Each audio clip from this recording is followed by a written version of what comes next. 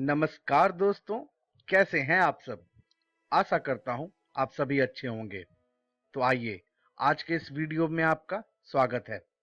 आज हम अनुपात एवं समानुपात भाग 1 के बारे में पढ़ेंगे। आज के इस वीडियो में हम सबसे पहले यह जानेंगे कि इनकी भूमिका क्या होती है। इसके बाद हम अनुपात क्या होता है यह जानेंगे और अंतिम में हम अनुपात निकालने के तरीकों के बारे में जानेंगे। तो आइए, आज का पाठ्यक्रम शुरू करते हैं। सबसे पहले अगर मैं आपसे पूछूं कि क्या आप मुझे यह बता सकते हैं कि यह पेंसिल बड़ी है या फिर छोटी? नहीं ना? चलिए, मैं आपकी एक छोटी सी मदद कर दूं। मैंने आपको यहाँ एक और पेंसिल दे दिया। अब इसकी बदौलत आप मुझे यह बताइए कि कौन सी पेंसिल बड़ी है। तो आप कह सकते हैं कि यह बीच वाली पेंसिल बड़ी है। चलिए, अब मैं आपके लिए एक और प्रश्न लाता हूं कि अगर मैं आपको एक और पेंसिल दूं तो अब आप मुझे बताइए कि कौन सी पेंसिल बड़ी है। क्या अब भी यह वाली पेंसिल बड़ी है? नहीं ना, यह अब बड़ी नहीं हुई। तो अब हमारी यह नई वाली पेंसिल बड़ी हो गई और पुरानी जो बड़ी वाली पेंसिल थी वह अब छोटी हो गई। तो हमने यहाँ पर तुलना कर यह बताया कि कौन सी पेंसिल बड़ी है व कौन सी पेंसिल छोटी।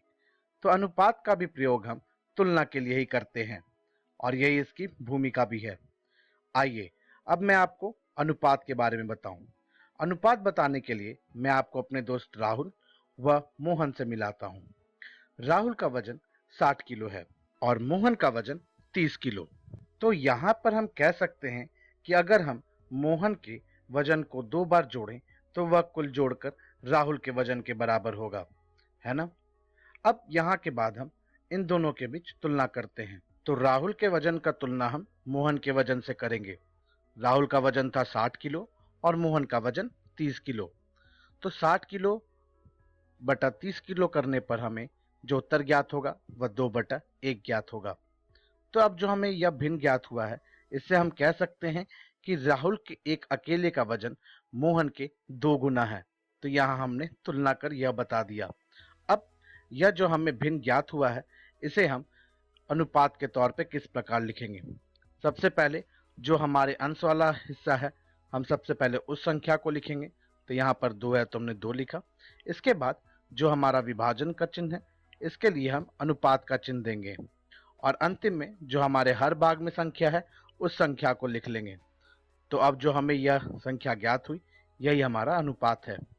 तो यह जो हमने अनुपात ज्ञात किया, हम कह सकते हैं कि यह अनुपात राहुल के वजन का मोहन के वजन के साथ अनुपात है। अब आपके लिए एक प्रश्न है कि 1 किलोग्राम का 600 ग्राम के साथ अनुपात क्या होगा। आप इसका उत्तर ज्ञात कीजिए और मैं आपको इसका उत्तर आगे इस वीडियो में बताऊंगा। आइए, अब मैं आपको अनुपात निकालने के कुछ तरीके बताता हूं। इसके लिए मैं अपने दोस्त रमेश व अपने दूसरे दोस्त सुरेश को बुलाऊंगा। यहाँ पर अगर मैं कहूँ कि रमेश का वजन 50 किलोग्राम है और सुरेश की लंबाई 175 सेंटीमीटर है, तो क्या आप यहाँ पर इन दोनों के बीच तुलना कर यह बता सकते हैं कि कौन लंबा है, या फिर अगर मैं पूछूं तो कौन ज्यादा भारी है? नहीं ना। यहाँ आप देख सकते हैं कि हम तुलना नहीं कर सकते। और वह क्यों नहीं कर सकते?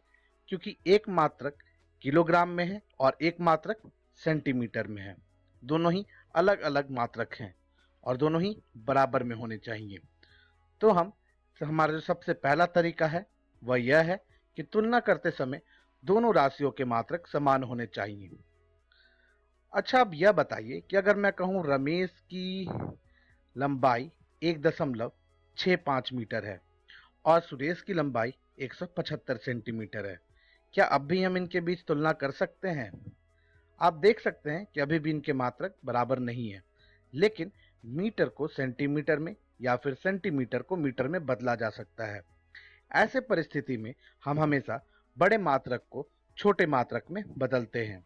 यह हमारा दूसरा तरीका है और ऐसे बदलाव करने के लिए कुछ महत्वपूर्ण मात्रक कुछ इस प्रकार होते हैं कि 1 मीटर में 100 सेंटीमीटर होता है, 1 किलोग्राम में 1000 ग्राम होता है, 1 लीटर में 1000 मिलीलीटर होता है और 1 घंटे में 60 मिनट होता है। आप चाहें तो इस वीडियो को यहीं रोककर इसे लिख सकते हैं और इसे याद रखें। तो यह हमारा दूसरा तरीका था।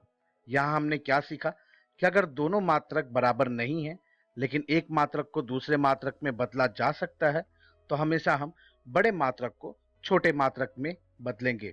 आप चाहें तो इस दूसरे तरीके को भी लिखें। इसके बाद अब जैसा कि आप जानते हैं, अनुपात निकालते समय हमने यह देखा था कि अभिष्ट उत्तर में कोई भी मात्रक नहीं है। जैसा कि तुलना करने वाले वस्तुओं के मात्रक को हम प्रयोग करते हैं, लेकिन अभिष्ट उत्तर में इसका मात्रक नहीं होता। तो यह हमारा तीसरा तरीका है कि हमारे पास जो अभिष्ट उत्तर ज्ञात होगा उसका कोई भी मात्रक नहीं होगा। इन तीन तरीकों को अपनाकर हम उत्तर ज्ञात कर सकते हैं, या आप कहें तो अनुपात ज्ञात कर सकते हैं। आप चाहें तो इन तीनों तरीकों को अपने कॉपी में लिख लें।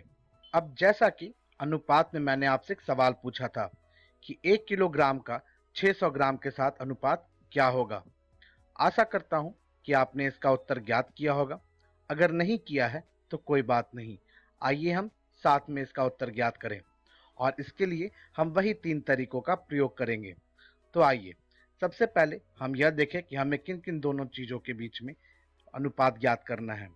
तो पहला 1 किलोग्राम है और दूसरा 600 ग्राम। अब जैसा कि एक मात्रक किलोग्राम में है और एक मात्रक ग्राम में है, तो जैसा कि आपको याद होगा कि हमारे पहले तरीके में हमने यह जाना था कि दोनों मात्रक बराबर होने चाहिए, लेकिन यहाँ पर दोनों ही मात्रक बराबर नहीं है। लेकिन एक मात्रक को दूसरे मात्रक में बदला जा सकता है, और इसके लिए हमने दूसरे तरीके में यह सीखा था कि हमेशा हम बड़े मात्रक को छोटे मात्रक में बदलेंगे। तो हम किलोग्राम को ग्राम में बदलेंगे। अब जैसा कि इसके बाद हमने यह भी जाना था कि 1 किलोग्राम में कुल 1000 ग्राम होते हैं, तो यहाँ पर 1 किलोग्राम की जगह हम 1000 ग्राम लिखेंगे, और 600 ग्राम की जगह दोबारा 600 ही ग्राम लिखेंगे। अब जैसा कि आप देख सकते हैं कि हमारे अंश व हर वाले भाग में दोनों में सिर्फ शून्य वाले संख्याएं हैं, तो हम नीचे के दो शून्य को ऊपर वाले दो शून्य यानी कि हर भाग के दो शून्य को अंश वाले दो शून्य के साथ हटा सकते हैं। तो इनको हटाने के बाद जो हमें भिन्न ज्ञात होगा वह 10 ग्राम बटा 6 ग्राम होगा। अब यहाँ पर भी आप देख सकते हैं कि हमारे दोनों मात्रक बराबर हैं, तो हम इन दोनों मात्रक को भी यहाँ से हटा देंगे। तो अब जो हमें भिन्न ज्ञात होगा वह 10 बटा 6 होगा, और 10 बटा 6 को अगर हम सरलतम रूप में लिखना चाहें तो हम जानते हैं कि 10 बटा 6 को सरलतम रूप में लिखने के लिए हम 10 व 6 दोनों का विभाजन 2 से कर सकते हैं। तो 10 का विभाजन 2 से करने पर जो हमें उत्तर ज्ञात होगा वो 5 होगा, और 6 का विभाजन 2 से करने पे 3 ज्ञात होगा। तो अब इसे अनुपात के तौर पे लिखने के लिए हम क्या लिख सकते हैं, तो 5:3, और यही हमारा उत्तर होगा।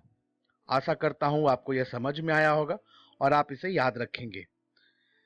तो अब आपके लिए एक और प्रश्न है कि 2 मीटर का 50 सेंटीमीटर के साथ अनुपात ज्ञात कर बताइए कि उत्तर कितना होगा। आप इस प्रश्न को लिख लीजिए और अपने घर पे इसका उत्तर ज्ञात कीजिएगा। मैं आपको इसका उत्तर अपनी अगली वीडियो में बताऊंगा। तो आज के इस वीडियो में हमने सबसे पहले यह जाना कि अनुपात की भूमिका क्या होती है, इसके बाद अनुपात किसे कहते हैं, और अंतिम में हमने यह भी जाना कि अनुपात निकालने के तरीके क्या होते हैं। अब अपनी अगली वीडियो में हम सबसे पहले यह जानेंगे कि तुल्य अनुपात किसे कहते हैं, और अंतिम में यह भी जानेंगे कि राशियों का समानुपात किस प्रकार लिखा जाता है। तो अब अपनी हम अगली वीडियो में मिलते हैं।